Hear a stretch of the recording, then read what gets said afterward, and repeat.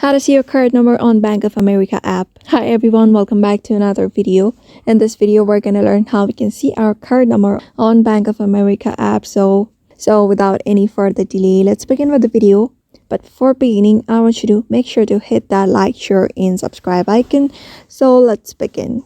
So first of all, you need to download the Bank of America app onto your device, or you may just simply go to bankofamerica.com and log in using your login credentials. After that, to view your card number on the Bank of America app, you can just open the Bank of America mobile banking app, and you may just simply find your digital card on your home screen.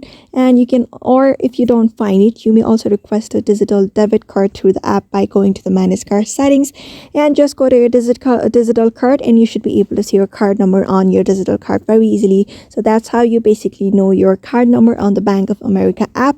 So therefore, I hope this video was helpful to you, and thank you for watching this video. And once again, don't forget to hit that like, share, and subscribe icon.